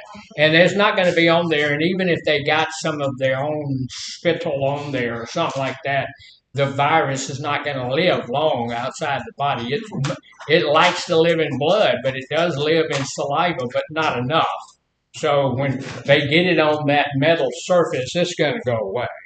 You know, when all of that stuff, when I worked at the prison system, every table like this and everything, and I had my own facility at one time, and we had to have our folks there every time we took a break, or every time there was a different group, we had to clean all of the tables and all of everything. And, you know, when COVID came, we had to do the same thing. And what's ridiculous is that we had that rule was in place for us to clean all those tables and everything at a certain interval, and we were doing it online. And we're trying to explain to the auditor, there's no real live people here. We're doing it online now on the TV set. You know that they're not within 1,000 miles. Some of these people in Australia, they ain't gonna get COVID. You know, but that was in the rule. You should have seen So we did it. your live yesterday. It was We couldn't understand you for out there. Like that the whole time. We were like. You sound like a robot. See, that's a perfect example. See how she kept everything online with the group. And she brought that out. And she was talking about AIDS and all that. That's good stuff. You can't get it from straws, from spoons, or cups. Let me ask you this. Are you going to use somebody else's straw? No. Their spoon? No. Their cup? No. Now, how about your loved one? Yeah. I've seen ladies feeding their babies. They'll take a bite and they'll give. I don't do that either. I don't do that. Yeah, that is nasty. But I've seen that happen, and people will do that. Some people will eat off. Now, my wife and I, we will, at the restaurant, if she sees something on my plate that she wants, can she get it? Yeah. Sure, but she's not going to take her tongue and lick it off my plate. She'll take a fork and say, I want that. And, it's reciprocal because if she got something on her plate that I want, it's coming. Yeah. Of course, we'll ask one another, but there's no chance of anything transferring like that. So even if you did it, I was in the gym and I had a bottle of water. You're in the gym. You have a bottle of water. So I'm working out real hard and I'm thirsty. So I went over to get my bottle of water and I picked up my bottle of water and I took a big old couple of swallows of it. And after I got down maybe the second or third big gulp of it, I figured out that it had propel in it. Well, I didn't have propel in mine. And this one was about 2/3 full, so somebody had been drinking out of it. So I drank somebody else's water in the gym. People I don't know who I still to this day don't know whose that was. And so I walked around the gym sick for about 30 minutes, I'm feeling, I ain't feeling good. I'm looking at all these people, I'm thinking, wonder who that is. And that old boy there looks sick. It's probably his water, But I didn't catch anything, and you're not going to catch anything. But I still am going to go that one, right? Mm-hmm. I don't want to catch HIV. Is that being discriminatory? No. Good grief, no. I don't want to catch HIV. I don't want to catch a cold. I don't want to catch the COVID. I don't want to catch Mongo's disease. I don't want anything. I don't want to do that. So I'm going. That's why in every bathroom, just about that you go into, there's a sign there that says what? Please wash your hands. Wash your hands. The one way that we have found that is better than anything else to halt the spread of disease is just wash your stinking hands. Mm-hmm. Wash your hands. If you're in the bathroom. That doesn't mean you're nasty. That doesn't mean you ain't been washing things or anything like that. But still, wash your hands because you touch all kinds of crazy, stupid stuff. They did a study where they went and checked on the doorknobs. And oh my gosh, that's a nasty place. That doorknob is nasty. And you touch that thing every day. One of the worst things they said when people are eating, they lick their fingers. Mm-hmm. Ain't no telling what you got on that. They say money is nasty. But see, I have a personal program to help people with the nasty money. So if you got a bunch of nasty money, just bring it up here. Leave it here. I will take care of it. You won't have to worry about that. Yeah, that's the number one spread of pink eye. Oh yeah. So what's that? It's the number one nasty money is the number one spreader of pink eye. So the next time you get some money, stop sticking it in your eye. Don't do that. Wash your hands after you count. Wash your hands. So here's the deal. You cannot get it from mosquito bites. You can't get it from other bug bites. You're not going to get it like that. You're not going to get it from sharing toilets, telephones, office equipment, clothing. I don't usually wear anybody else's clothes, but I'm not. Even if you do, you're not gonna catch anything. Cooking or eating utensils, hugging, touching You're not going to get it from going to church with them, school, or going to any public place with a person with HIV. Working with someone who is HIV positive, you're not going to get the disease. Now, I will tell you this. When I told her about the lady who came to be a supervisor for me, she was a really loved the girl. She was a really good supervisor, a really good LCDC. And when she told, there's about, I don't know how many people she had in her crowd, but there was like 8 or 10 of them. And she said, she told everybody she had HIV. There was a couple of those folks that kind of looked at her a little, Yeah, and kind of looked at me a little, you hired somebody. Okay, so there is some discrimination that would not be there for someone who had cancer, or would not be there for somebody, And usually I don't go when I'm sitting down. If I go to work somewhere, now usually they find out about it after a while, but I usually don't self-disclose that I have diabetes. I mean, it don't make any sense. You ain't gonna catch it, and you're not gonna get it, and all of this kind of stuff, and it's not going to affect your life at all. So I'm just not. You don't need to know that. So if I had HIV, I'd probably deal with it the same way. You don't need to know that. If we're about to look, we're not supposed to be having workplace romances, but if we're about to have one, then I'm gonna tell you, well, I'm a diabetic, and especially if I have HIV, I'm gonna tell you. I'm gonna let you know that I got that. So you can't get it from all of those things. And so what's the stages of HIV? What happens? I think first you get like a common cold or a flu or pneumonia. That you can't get rid of. Yeah. Yeah. You can't continually have it. Sore. It turns into life-threatening. Okay, you have a cold that turns into kind of life-threatening after a while. Here's what happens. Person contacts or contracts HIV. Something happened. You've had a blood transfusion. You're using a needle you shouldn't. You're having sex with somebody that you shouldn't be having sex with, and you contract it. Acute infection occurs within 2 to 4 weeks of the initial transmission. How long does it take for you to have the virus in your body before you can tell you have it? Immediately. Immediately? 3 to 6 months. 3 to 6 months. I want to say it's. Can you say that? Can you say that again?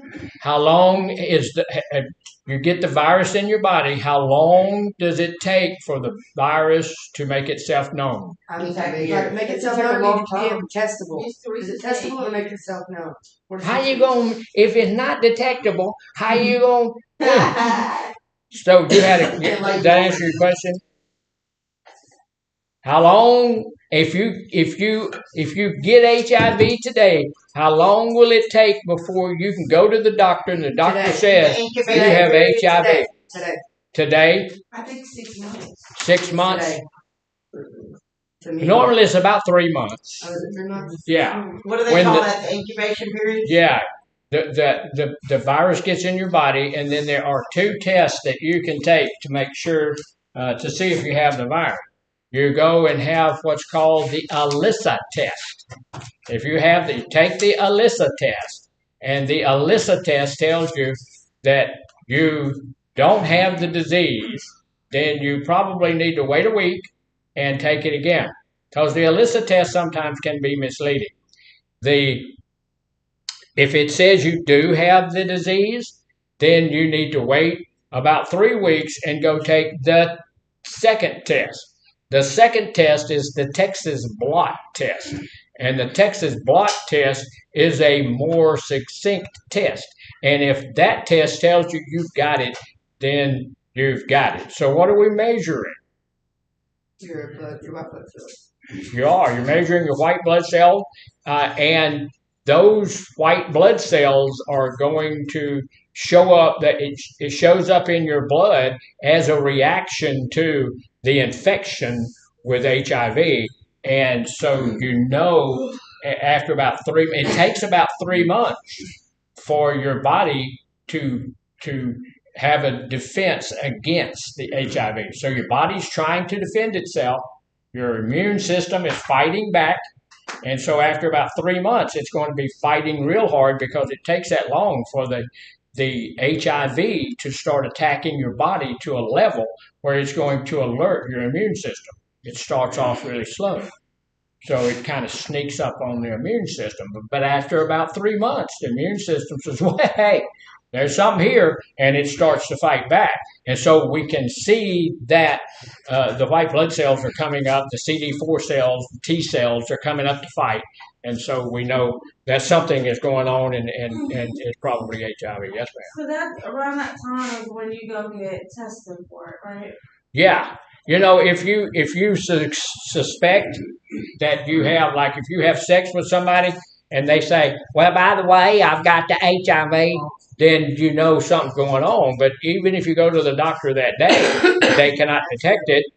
And even if you go to the doctor that day, they can't give you something, can't give you a shot of penicillin, and you're clear. It ain't gonna be like that. So it's gonna take about 3 months for you to figure out you've got it. What should you do in that 3 months if you suspect that you might have contracted that disease? What should you do? What do you think? Go get tested and see if you can get on a PrEP shot. Well, if you go get tested, it ain't gonna do you any good, right? Because they can't tell for 3 months. I think you should go get on the PrEP shot. You go get on what? The PrEP shot. The PrEP site. Yeah, you could get on that. There is some PrEP medication that you could get on that, you know, you're taking that anyway, and that might be helpful, right? So, Sustain from sex. sustain. Use protection, but really. Yeah. Just don't do it. Don't have sex for that first 3 months, because, or even if it's not detectable in your blood, can you move it along? Can you give it to something? Yes. Yeah. That's it. You know. So just take care of it. Don't just hang out. Don't do that. So, Where now? No, I just had that blood transfusion. and he'll be United States grandma. who had a blood transfusion? Yeah, but the lady said it gives them like 5%. You know, she said it of their test, how their test works, or 50. I don't know, some kind of, you know, that it could be. You know, I was like, it's a good. You had a blood transfusion? Yeah. Here's the deal, Lucille. You're not gonna catch HIV if you get a blood transfusion in the United States of America. So why did they tell you that there's a minuscule chance that you might get it? Liability issues. What's that? Liability issues. Yeah, liability issues. They're covering their own butt. You're not going to catch it. But if something happens that you go out and you get a blood transfusion, and 15 minutes after you have a blood transfusion, you have sex with someone who has HIV and you get it, you can't go back to them and burn them because they told you there's a chance you could get it. They'll do that about anything. You know, when you go get, I had my shoulder rebuilt, and going into the surgery to have my shoulder rebuilt, there's about a 5% chance you may die in surgery. Yeah.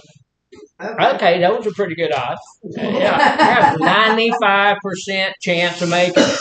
So, you know, but they're going to do that so that they can cover themselves. So I wouldn't get all freaked out about that. A person who has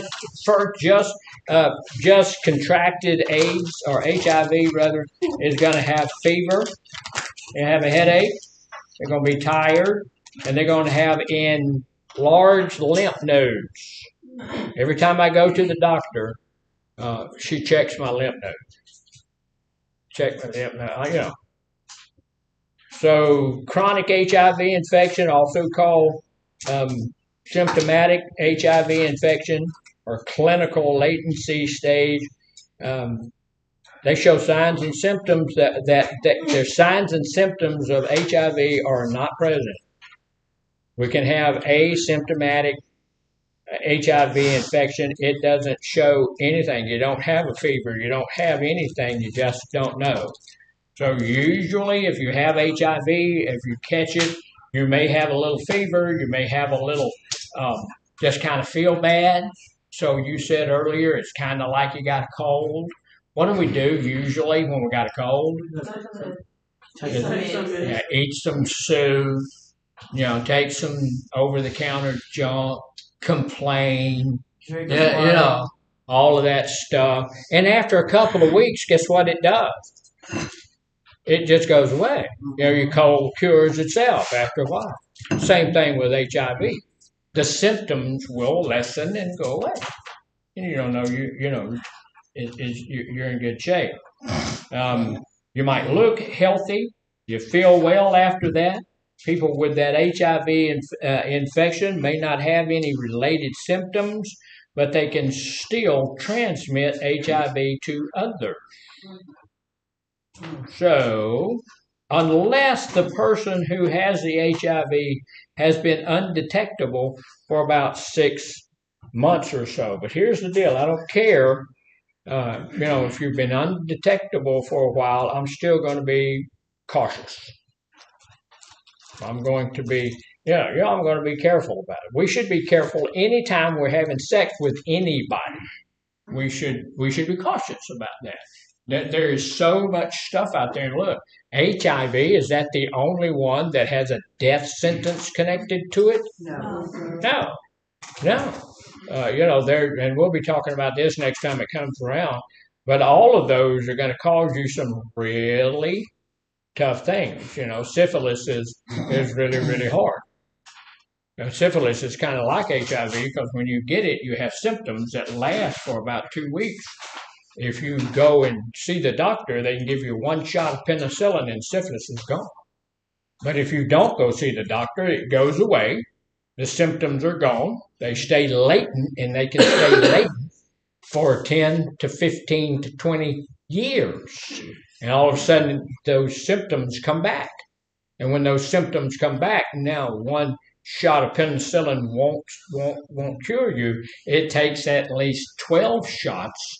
And it takes a shot once a month for a year for you to get the syphilis out of your life. At that time, while that's going on, syphilis attacks every major organ in your body to include your brain. You can go blind, you can have, so it's all, we're all out there having fun. Everybody's okay about having fun, all of that kind of stuff, but there are consequences to our actions, and we need to be careful. We just need to watch what we're doing. So, AIDS, once we go to that level, AIDS, the virus weakens and eventually destroys the immune system. When a person with HIV develops into AIDS, his or her body has lost most of its ability to fight off any kind of infectious bacteria. Viruses like fungi can't get rid of that, parasites, and any other disease or any other germs. That's why we say opportunistic diseases. Those diseases are out there looking for somebody to jump on, and they're bullies. So if you can't fight back, it's going to jump on you, right? So, questions, comments, or snide remarks?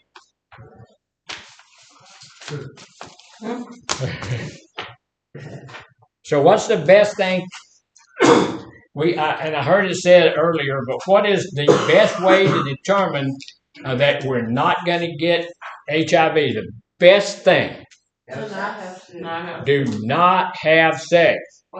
Abstinence. Stay just no sex at all. Look, we don't have sex. We don't use needles. So we don't do drugs, we don't use alcohol so that we'll get to a place where we're going to have sex. So basically, don't do anything fun at all, right? Yes. Don't do anything that you enjoy doing. So right now, we all know that we cannot use alcohol and drugs anymore. They're just not in our life anymore. And now we can't have sex either.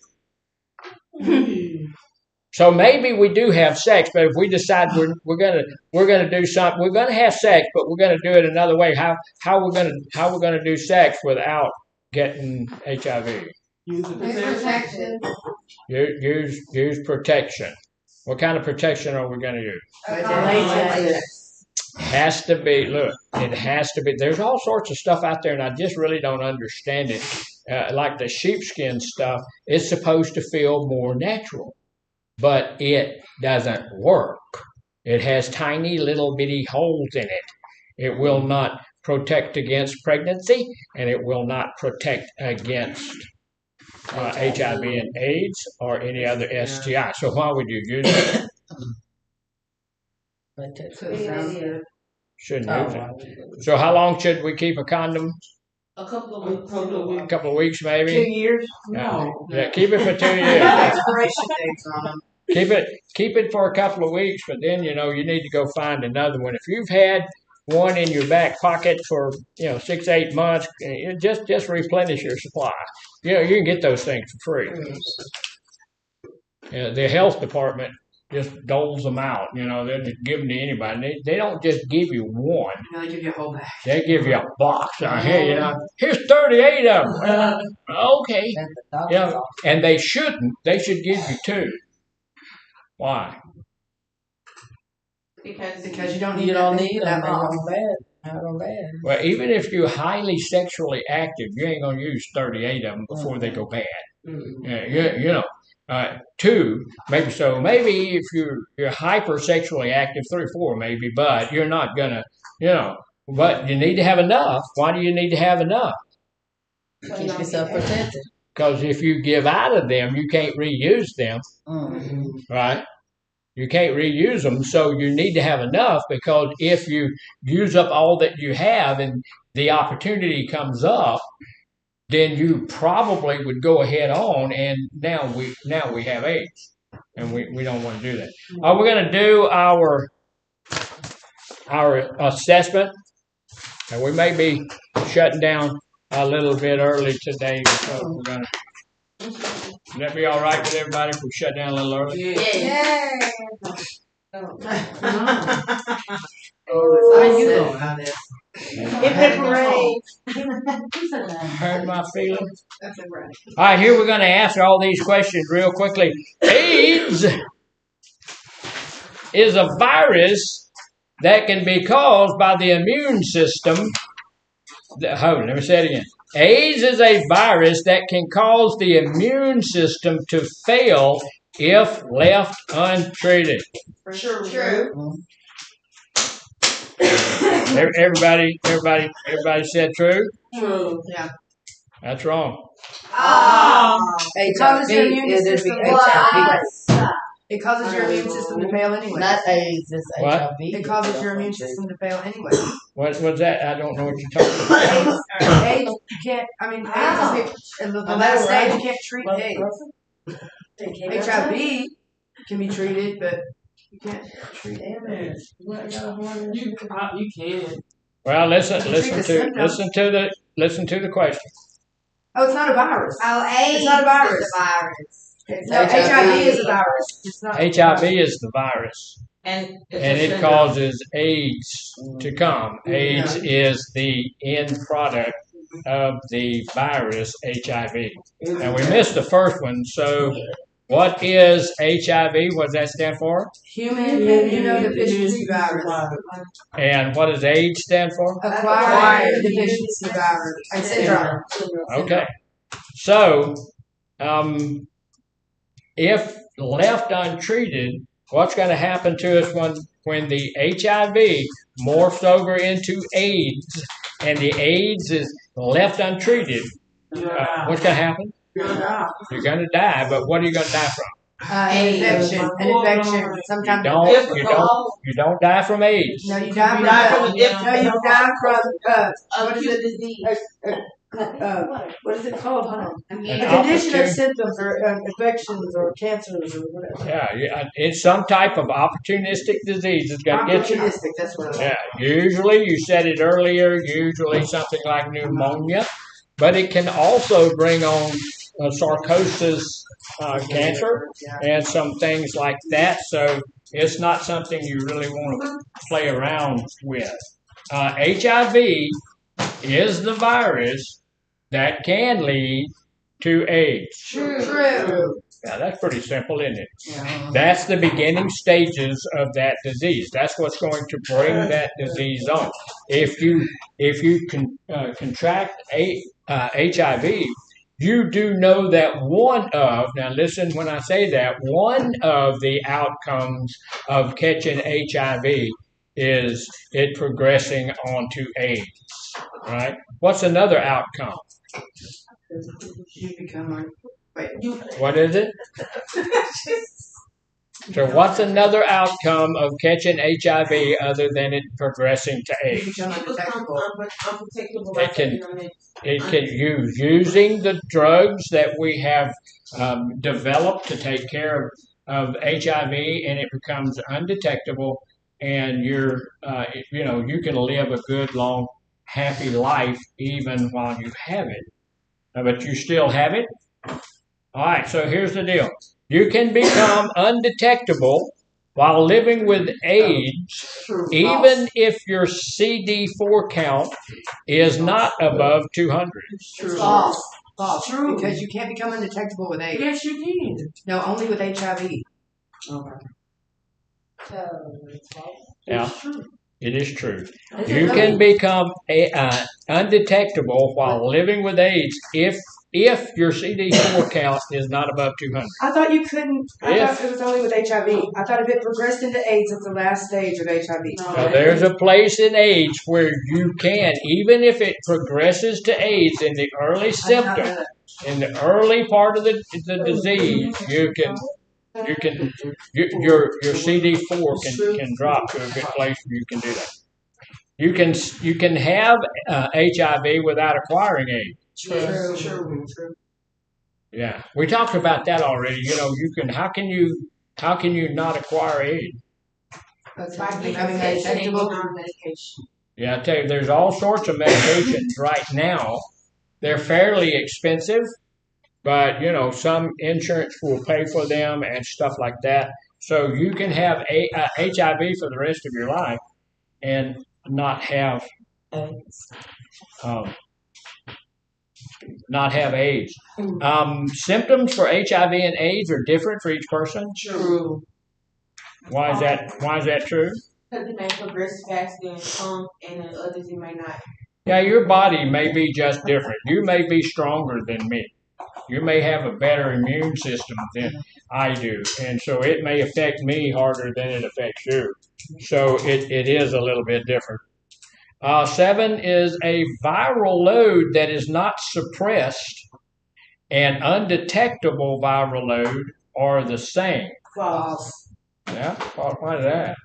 Because if it's not suppressed, then it means you're not taking your medicine. You're not undetectable. Okay, yeah, that makes sense. It says a viral load that is not suppressed. A viral load that is not suppressed means that you don't have a disease that's pushing it down. Okay, it's not being defeated by some disease. And undetectable viral load means that I have the disease, but the viral load is just not detectable. It's gotten down so low that it can't be detected by the detecting thing. Right? It's down that low. So no, they're not the same. So AIDS is a syndrome or collection of conditions and symptoms, including infections and cancers caused by HIV. It is considered the final or end stage of HIV. Everybody got that? Mm-hmm. We've talked about that a dozen times, and I'm gonna really have to research again this number 4 up there because I'm not real sure about that myself. HIV is a virus that can lead to infections that destroy your immune system. So if my immune system is destroyed, I'm in bad shape. A person is considered to have AIDS when their CD4 count is less than 200. Did y'all get 200? Yes. All right. I just went ahead and gave you the answer on that. Or if they have certain opportunistic infection. AIDS is number 10. AIDS is acquired. Acquired, meaning that you can only get it, and see, this answers the question that you asked earlier, meaning that you can only get it after being infected with HIV. And it progresses over time. Right? All right. On the second page, modes of HIV transmission are the ways that a person can contract HIV. True. Okay, that's true. We know that's true. And the modes are, what does modes mean? Ways. Yeah, modes. The way we get it are the ways a person can do that. There is a zero risk of transmission of the disease through oral sex. False. Absolutely false. Is there a less of a chance? Yeah. Yeah, there's a less of a chance, but it's not enough to make that your go-to sexual thing, because you still can get it that way, right? Yeah. HIV can be spread through saliva, sweat, tears, coughing, sneezing.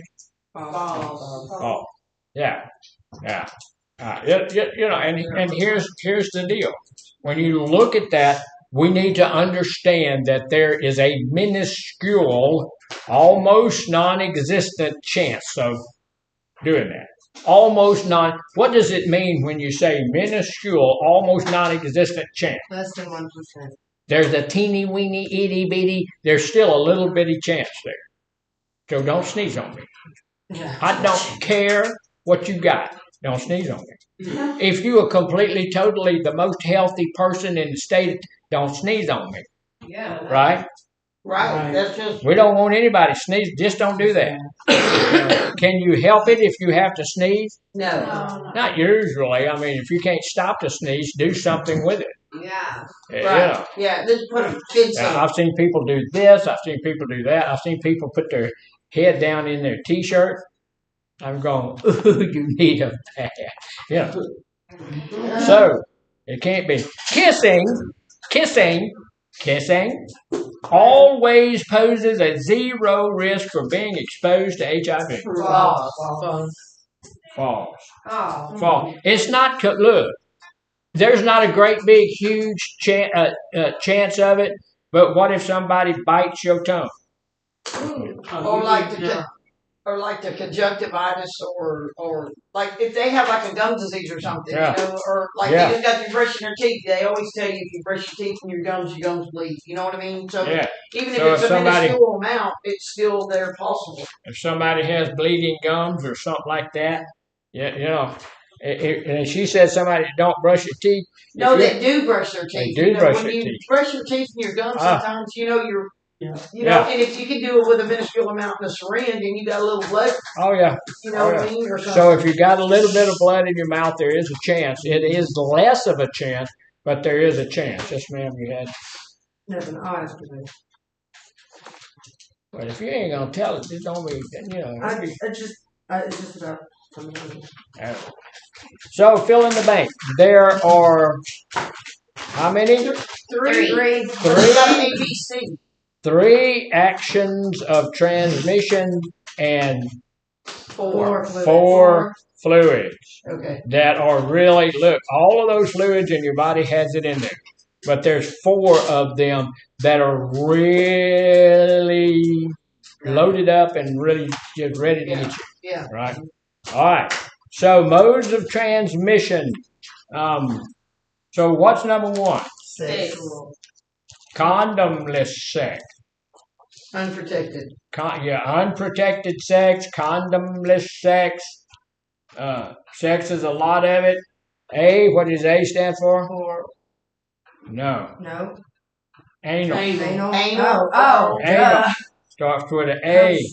Anal sex. I heard a preacher was talking, he was doing an HIV thing, and he says anytime you put something in where it's supposed to be a place for coming out, it causes issues. Yeah. Wasn't designed for going in, designed from coming out. So Who knew? the next one is B. What is that? Butthole. No. We've already done that. The second one is vaginal sex. And the third one, B, oral sex. What we're saying in that is just any kind of sex. Yeah. If you're going to have sex with another individual, what's the first thing you look for? A sore. A sore. A bubble, a blister, a sore. Yeah, inspect it. Somebody, if you can't look at it, don't touch it. Somebody healthy. That person somebody needs to be healthy. Yeah. What was number 2? Number 2 is vaginal. Okay. And then No. I'm gonna ABC. On the ABC. ABC part of it is anal, vaginal, and oral sex. Okay, anal. Number 2, what is number 2? It's Sharing of needles, drugs, the works, the things that you use. Number 3, breastfeeding. Number 3 is breastfeeding. Remember, your milk has the virus in it. So what should you do? Especially what they call the witch's milk. Well, that's the first milk that gives your baby all the vitamins and stuff before your milk comes in. Yeah. Well, we call it witch's milk. So the fluids, semen. Semen is the first one. Or see women. vaginal fluid. No, they don't call it sea women. They call it vaginal fluid. It's semen, cum, or pre-cum. And How do you spell semen? S-E-M-A-N. See, man. Salute. It's in blood. It's in blood. And we know it's hard in blood. Number 3 is what? Breast milk? Vaginal, anal, or rectal fluids. There's fluids in all of those places, and the virus is in there. And again, it's in breast milk. So we want to give our children milk that doesn't have the virus in it. The little itchy lead will have some breast milk for you. Oh, yeah. All right. So, real quickly, we're going to go over this, and then we're going to be done. AIDS, when you have AIDS, the CD4 count of less than 200 cells, T cells, or if they have certain opportunistic infections, will show that. This is the final and severe stage of the HIV infection. Without treatment, patients are at high risk of opportunistic infections. The body can't fight off. There's no immune system left to fight it off. A chronic HIV infection. During this stage, HIV continues to multiply, but it's very low level. HIV-related symptoms may not even be present. CD4 cell count and viral load is monitored for progression of the HIV disease, but it's still just, you can't even tell you got it. Acute HIV infection develops about 2 to 4 weeks after initial infection with HIV. During this stage, the virus undergoes massive replication. Some people have flu-like symptoms such as fever, headache, or rash. Now, here's the deal. Remember, I said we can't tell you got it for 3 months. Right? Yeah. So this says 2 to 4 weeks. Yeah. Why the difference? Wait, so It's acute. Or I don't know. What Well, the difference is this is when the disease is causing you some symptoms, but your body has not mustered its defenses against it. So you've got a little something. Maybe you feel like you got a cold or something, but we can't tell what it is for about 3 months. That's when because it's not going away, it's just going to hide. And when it goes, so we got to get it. Opportunistic infections are infections and infection-related cancers that occur more frequently and more severely in people with weakened immune system. Yeah. The last thing down here, real quick. So number 3 is AIDS? Number 3 is acute HIV infection. True or false? People in the acute stage may not feel sick, but the level of HIV in the blood is very high. This increases risk of HIV in transmission. True. That's true. That's true. Number 2, the chronic stage, sometimes called asymptomatic HIV infection, can last for decades. Most don't advance to AIDS, even if the person is not taking the medication. That's false. Yeah. We got to take the medication, try to stay healthy. True. AIDS is the most severe phase of HIV infection. Without treatment, the CDC estimates the survival rate to be about 3 years. True. Then the last one, a person cannot have AIDS-related symptoms or opportunistic infections if their CD4 count is above 200. So you see how some people jump ahead even before you can finish the sentence. Yeah. All right. Yes, ma'am, you had No, I was going to say, hey, we were talking here the other day about what does the TAN clinic stand for, and at one point in time it was Triangle AIDS. AID network, but now it's but anyway, the word I was looking for was chronic. They treat chronic. Remember I was talking about because of the hepatitis or whatever. They treat. It used to be for AIDS, but now it's for any